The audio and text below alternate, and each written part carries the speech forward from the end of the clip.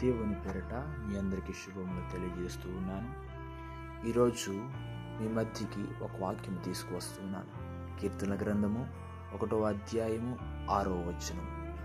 నీతిమంతుల మార్గము యెహోవాకు తెలియను, దుష్టుల మార్గము నాశనమునకు నడుపును. ఆమేన్. హల్లెలూయా. ఈరోజు మనము గమనించాల్సిన విషయం ఏమిటంటే, మన మార్గము ఎలా ఉంది? మన మార్గము ఎలా ఉంది? మనము సరైన మార్గములో నడుస్తున్నామా? నువ్వు ఎవరినో చూసి వారి అడుగుజాడలో నడవటము కాదు, నీవు యెహోవా మార్గములో, క్రీస్తు యొక్క మార్గములో నీవు నడుస్తున్నావా అని మనం పరీక్షించుకోవాలి. ఒకానొక సమయంలో నువ్వు నడిచిన వాడవే, ఒకానొక సమయంలో నీవు దేవుని మార్గంలో ఉన్నవాడవే. ఈరోజు త్రొట్టిల్లిపోయి ఉండొచ్చు. ఈరోజు నీ గురించి అనేక మంది మాట్లాడుతూ ఉండొచ్చు. అనేక మంది ఏమనుకోవచ్చు అంటే, నువ్వు ఆ రోజు ఇలా భక్తి చేసావు కదా, ఆ రోజు ఇలా ప్రార్థనలు చేసావు కదా, ఆ రోజు ఇలా భక్తి చూపించావు కదా, ఈరోజు నీ పరిస్థితి ఏమైంది అని నిన్ను గురించి పాయింట్అవుట్ చేసి నిన్ను మాట్లాడొచ్చు. మనం నొచ్చుకోవాల్సిన అవసరం లేదు, ఎందుకంటే అది మన మంచికే.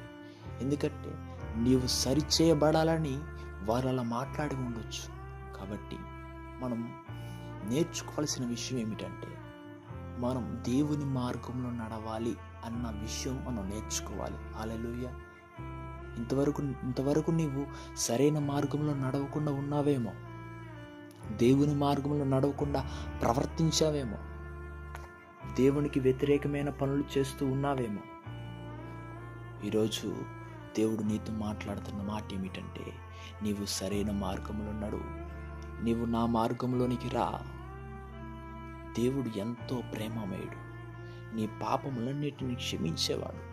కాబట్టి నీవు ఇప్పటి వరకు చేసిన ఆ పాపములను దేవుడు క్షమిస్తాను, రా నా దగ్గరికి అని అంటూ ఉన్నాడు. నీవు నా అడుగుజాడలో నడవు అని దేవుడు మాట్లాడుతూ ఉన్నాడు. కాబట్టి మనం ఏం చేద్దాం అనంటే, దేవుని మార్గంలో నడిచేవారిగా ఉందాం. హల్లెలూయా. ఈరోజు ఈ మాటలు వింటున్న నీవు దేవుని మార్గం నుంచి తప్పిపోయావేమో. ఒకసారి ఆలోచించి నీ గతాన్ని గుర్తు తెచ్చుకొని నువ్వు ఏం చేస్తావు తెలుసా? దేవుని మార్గంలో నడవాలి. దేవుని మార్గంలో నీవు నడుస్తూ వెళ్ళాలి. వాక్యం ఏం సెలవిస్తుంది తెలుసా? నీతిమంతుల మార్గము యెహోవాకు తెలియను. అంటే మనము నీతిమంతులుగా మార్చబడాలి. నీతిమంతులుగా ఉండి నీతి కలిగిన ఆ మార్గంలో మనం నడవాలి. తర్వాత ఏమంటుంది తెలుసా? దుష్టుల మార్గము నాశనమునకు నడుపును. మనము ఎంత మాత్రమును దుష్టులుగా మార్చబడకూడదు. దేవుని మార్గాన్ని విడిచి వెళ్ళిపోకూడదు. ఎలా ఉండాలి తెలుసా? ఆయన మార్గంలో నడవాలి. ఈరోజు మనమందరం ఆయన మార్గంలో నడిచేవారిగా ఉందామని ఈ మాటలు మీకు తెలియజేస్తూ ఉన్నాను. ఈ మాటలు దేవుడు దీవించునుగాక.